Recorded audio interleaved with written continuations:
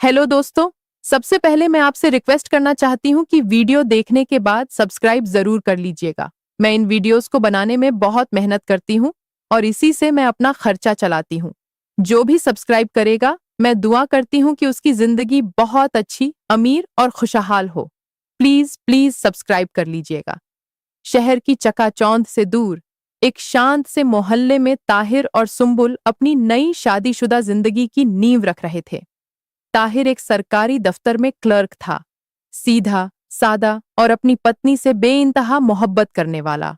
सुम्बुल, जो एक छोटे से गांव से आई थी, ताहिर के लिए सिर्फ उसकी पत्नी नहीं, बल्कि उसका पूरा जहां थी।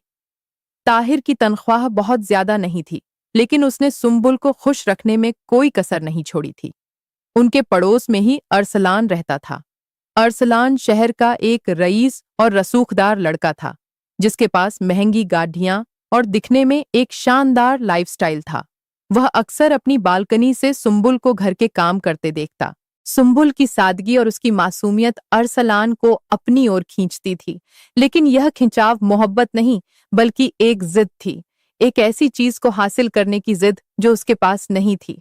अरसलान ने धीरे धीरे सुम्बुल से बात करने के बहाने ढूंढना शुरू की। कभी बिजली का बिल जमा करने की मदद, तो कभी मोहल्ले की किसी मीटिंग का बहाना। सुम्बुल उसे अपने पति का दोस्त समझकर अदब से पेश आती। एक दिन जब ताहिर दफ्तर में था, अरसलान उनके घर एक कीमती तोहफा लेकर पहुंचा। सुम्बुल ने मना किया तो उसने बहुत ही भावुक होकर कहा, भाभी, ताहिर भाई मेरे सगे भाई जैसे हैं, क्या मैं अपनी बहन जैसी भाभी को एक छोटा सा तोहफा भी नहीं दे सकता? सुम्बुल उसकी बातों में आ गई। यहीं से मुलाकातों और बातों का सिलसिला शुरू हुआ। अरसलान बहुत शातिर था।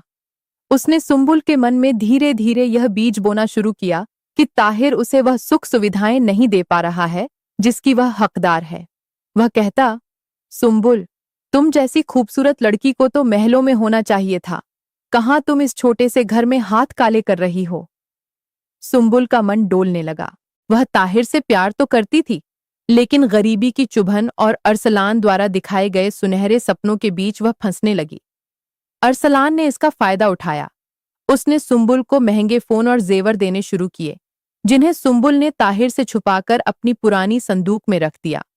उनके बीच एक अनकहा गहरा खिंचाव पैदा होने लगा, जो पूरी तरह से जज्बाती था।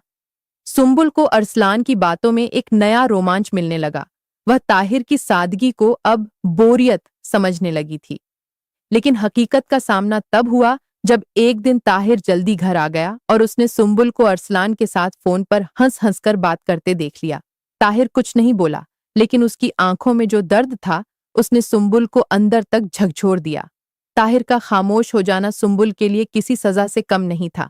इधर अरसलान का असली चेहरा तब सामने आया जब उसने सुम्बुल पर दबाव बनाना शुरू किया कि वह ताहिर को छोड़कर उसके साथ भाग चले। जब सुम्बुल ने इनकार किया तो अरसलान अपनी असलियत पर उतर आया। उसने सुम्बुल को वे रिकॉर्डेड कॉल्स और उन तोहफों की तस्वीरें दिखाईं जो उसने सुम्बुल को दिए थे। उसने धमकी दी, अगर तुम मेरे साथ नहीं आई तो मैं ये सब ताहिर और पूरे मोहल्ले को दिखा दूंगा। लोग कहेंगे कि ताहिर की बीवी ने पैसों के लिए अपनी इज्जत बेच दी। सुम्बुल के पैरों तले जमीन निकल गई। जिसे वह अपनी मर्जी और दोस्ती समझ रही थी, वह दरअसल एक मकड़जाल था। उसे अपनी गलती का एहसास हुआ कि उसने एक ऐसे इंसान पर भरोसा किया जिसने कभी उसकी इज्जत की ही नहीं थी। वह पूरी रात रोती रही। उसे डर था कि अगर ताहिर को पता चला तो वह टूट जाएगा, और अगर समाज को पता चला तो उसकी इज्जत खाक में मिल जाएगी। अगले दिन सुम्बुल ने एक साहसी फैसला लिया। वह अरसलान के पास नहीं गई, बल्कि सीधे ताहिर के पास गई। उसने रोते हुए अपने संदूक की चाबी ताहिर के हाथ में रख दी और एक एक करके सारी सच्चाई बयान कर दी। उसने अपनी कमजोरी, अरसलान की चालाकी और अपनी उन भावनाओं के बारे में सब बता दिया जो उसे भटकने पर मजबूर कर रही थीं। उसने कहा, ताहिर, मुझे माफ कर दो। मैं उस चमक धमक में अंधी हो गई थी, लेकिन मुझे समझ आ गया है कि सुकून तुम्हारे टूटे हुए घर में है, उस महल में नहीं जहां मेरी इज्जत की कोई कीमत नहीं। ताहिर के लिए यह सुनना आसान नहीं था। उसे अपनी पत्नी पर अटूट विश्वास था और उस विश्वास में दरार आ चुकी थी। लेकिन उसने सुम्बुल की हिम्मत और उसकी सच्चाई को देखा।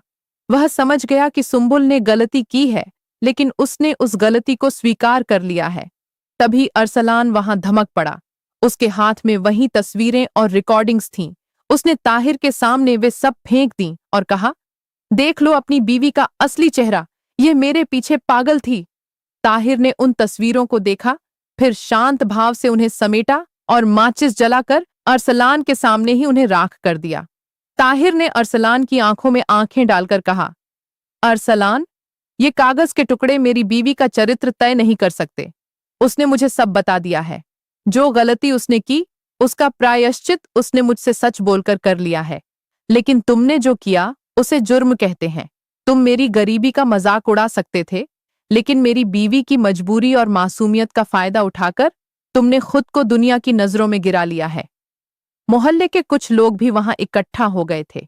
ताहिर ने सबको बताया कि कैसे अरसलान ने एक औरत को ब्लैकमेल करने की कोशिश की।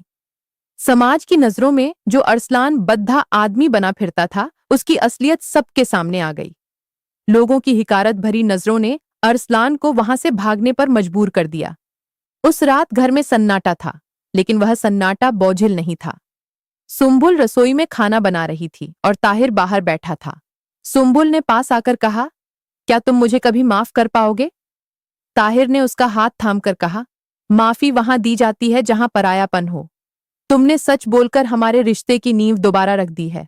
बस याद रखना सुंबुल, बाहर की चमक अक्सर आंखों को अंधा कर देती है, लेकिन घर का दिया ही अंधेरे में रास्ता दिखाता है। सुंबुल की आंखों में पछतावे के आंसू थे, लेकिन दिल में एक सुकून था। उसने समझ लिया था कि इज्जत और भरोसा कमाना मुश्किल होता है, पर उन्हें खोना बहुत आसान। अरसलान को उसके किए की सजा मिल गई। पूरे मोहल्ले ने उससे नाता तोड़ लिया और वह अकेलेपन की आग में जलने लगा। इस कहानी से हमें यह शिक्षा मिलती है कि इंसान से गलती होना स्वाभाविक है, लेकिन उस गलती को समय रहते मान लेना और सच का साथ देना ही सबसे बड़ी बहादुरी है। बाहरी दिखावे और लालच की चमक अक्सर हमें अपनों से दूर कर देती है, लेकिन सच्चा सुख आपसी विश्वास और ईमानदारी में ही होता है। ब्लैकमेलिंग और अफवाहों का मुकाबला सिर्फ और सिर्फ सच की ताकत से किया जा सकता है।